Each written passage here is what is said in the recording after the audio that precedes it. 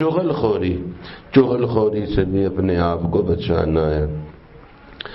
کوئی فتنہ فساد ڈلوانے کی غرض سے ادھر کی بات ادھر کی بات ادھر نقل کرے، یہ چغل خوری ہے۔ یہ اتنی بری عادت ہے کہ اللہ جل شانہ اور اللہ جل شانہ کے حبیب صلی اللہ علیہ وسلم ایسے آدمی سے سخت ناراض ہوتے ہیں۔ آپ علیہ الصلوۃ والسلام نے فرمایا لا يدخل الجنت نمام، چغل خور جنت میں نہیں جائے گا۔ آپ علیہ الصلوۃ والسلام ایک دفعہ 2 قبروں کے پاس سے گزرے، فرمایا ان دونوں قبر والوں کو عذاب ہو رہا ہے، اور ان کو یہ عذاب کسی ایسے گناہوں کی وجہ سے نہیں دیا جا رہا جن گناہوں سے بچنا مشکل ہو۔ معمولی گناہ ہیں جن سے آدمی آسانی سے بچ سکتا ہے، مگر یہ نہیں بچے اس لیے ان کو عذاب ہو رہا ہے۔ ایک قبر والے کو تو عذاب اس لیے ہو رہا ہے کہ یہ پیشاب کی چھینٹوں سے نہیں بچتا تھا، اور دوسرے کو اس لیے عذاب ہو رہا ہے کہ چغل خوری کرتا تھا۔ چغل خوری بہت سے فتنہ و فساد کا سبب بنتی ہے، اسی لیے مہذب لوگ، تربیت یافتہ لوگ، سلجھے ہوئے، پڑھے لکھے، وہ کبھی بھی چغل خوری جیسی بدبودار عادت کو اپنے معاشرے میں نہیں آنے دیتے۔ بہت سے واقعات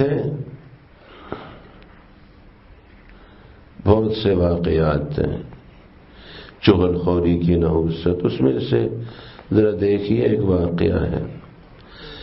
چغل خوری سے جہاں فتنہ و فساد کی آگ بھڑکتی ہے، وہیں چغل خور کا اپنا انجام بھی اچھا نہیں ہوتا ہے۔ حضرت علامہ ابن جوزی رحمہ اللہ نے حیوانات کا ایک واقعہ چغل خوری کے بارے میں ذکر فرمایا ہے، جس سے ہمیں اندازہ ہوگا چغل خور کا انجام کیسا ہوتا ہے۔ امام شعبی رحمہ اللہ فرماتے ہیں کہ ایک مرتبہ کوئی شیر بیمار ہوا۔ کون بیمار؟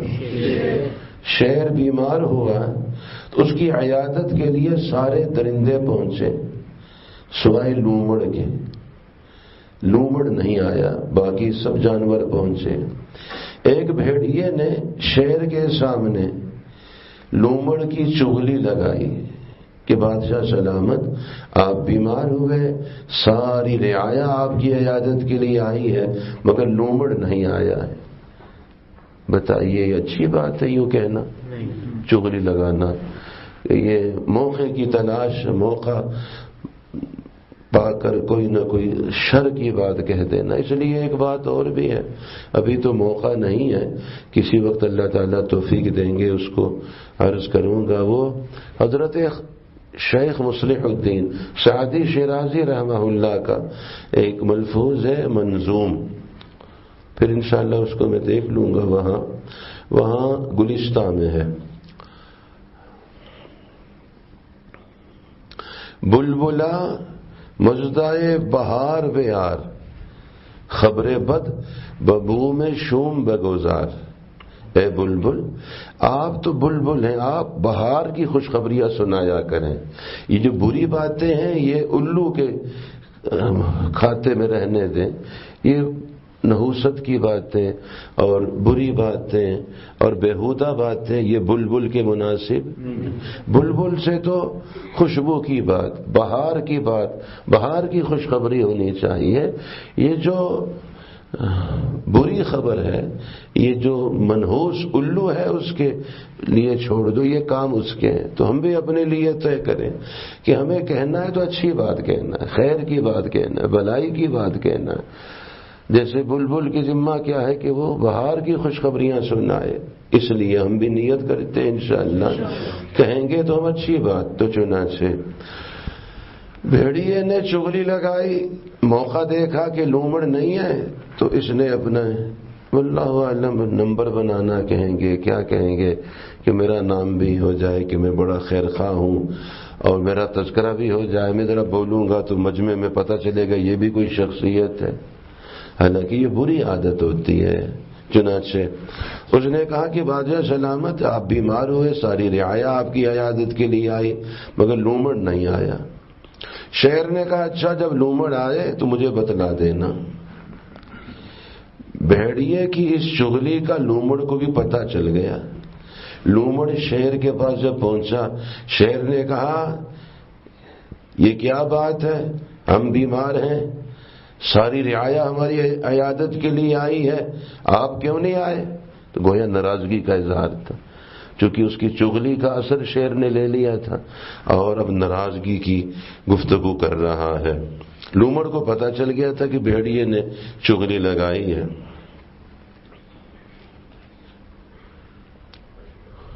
لومڑ نے کہا بادشاہ سلامت، صرف عیادت کے لیے آنا کوئی کام ہے یا دوائی بھی لے کے آنا چاہیے؟ دوا ساتھ لانی چاہیے، کوئی ہدیہ لے کے آنا چاہیے، یہ کیا ہے اٹھ کے عیادت کے لیے آ گئے؟ اصل ہمدردی خیرخواہی یہ ہے کہ معالج سے، طبیب سے رابطہ کر کے اور بیماری کے علاج کی فکر کرنی چاہیے۔ شیر خوش ہو گیا کہ ہاں یہ تو بڑا سمجھدار آدمی ہے اور یہ تو کوئی اچھی بات بتانے لگا ہے۔ اس نے کہا بادشاہ سلامت، مجھے آپ کی بیماری کا علم ہوا، میں تو بہت دکھیا ہوا، بڑا پریشان ہوا، اور پھر میں طبیب کے پاس گیا آپ کے لیے دوائی لینے کے لیے کہ میں جا کے دوا لے کے بادشاہ سلامت کی خدمت میں حاضری دوں۔ میں آپ کی دوا کی تلاش میں گیا تھا۔ شیر نے کہا کہ پھر کس نتیجے پہ پہنچے؟ طبیب نے کیا بتایا؟ لومڑ نے کہا کہ تمام اطباء اور حکماء کا یہ کہنا ہے کہ اس بیماری کا علاج بھیڑیے کی پنڈلی میں ایک مہرہ ہوتا ہے، وہ بھیڑیے کی پنڈلی کا مہرہ وہ اس بیماری کے لیے مناسب ہے کہ وہ نکال کر تناول فرمائیے۔ شیر نے یہ سنتے ہی، کیونکہ بھیڑیا بہت قریب ہو کر اپنے نمبر بنا رہا تھا، بہت نمایاں ہو کے بیٹھا ہوا تھا کہ میری اب حیثیت ہے، شخصیت ہے، میں نے چغلی لگائی ہے اور اب دربار میں مجھے کوئی خاص منصب اور عہدہ ملے گا، تو چونکہ قریب بیٹھا ہوا تھا، شیر نے زور سے اس کی پنڈلی پہ پنجہ مارا اور اس کے اندر سے وہ گودا نکالا۔ لومڑ چپکے سے وہاں سے کھسک گیا اور راستے میں جا بیٹھا۔ بھیڑیا بیچارہ لنگڑاتا ہوا واپس گھر جا رہا تھا، خون ہی خون ہے سارا سے۔ تو لومڑ نے اس سے خطاب کر کے کہا یا صاحب الخف الاحمر، اے سرخ موزے پہن کے جانے والے، جو کہ ساری ٹانگ خون ہی خون تھی، گویا سرخ موزے پہنے ہوئے ہیں، طبیعت کیسی اب بہتر ہو گئی؟ آئندہ اگر بادشاہ کا ہم نشین تم بنو، اس کے دربار میں جاؤ تو اس کا خیال رکھا کرو کہ آپ کی زبان سے کیا جملے نکل رہے ہیں۔ یہ جو آپ کا خون نکل رہا ہے نا، یہ بعد میں نکلا ہے، پہلے زبان سے آپ کے وہ الفاظ نکلے ہیں جس کے نتیجے میں اب یہ خون نکل رہا ہے۔ چنانچہ مشہور بات ہے، واللہ عالم آپ نے سنی ہے یا نہیں سنی، چغل خور خدا کا چور، چغل خور ہاں ایسا برا آدمی ہے چغل خور، چغلیاں کھانے والا، اور بہت ساری وعیدیں ہیں، قبر کا عذاب ہے اور انتہائی نحوست والا عمل ہے۔ تو بتائیے احتیاطی تدابیر کا کیا تقاضا ہے کہ زبان کی احتیاط ہو، زبان کی بولنے میں، گفتگو میں احتیاط، پہلے تولنا ہے پھر بولنا ہے۔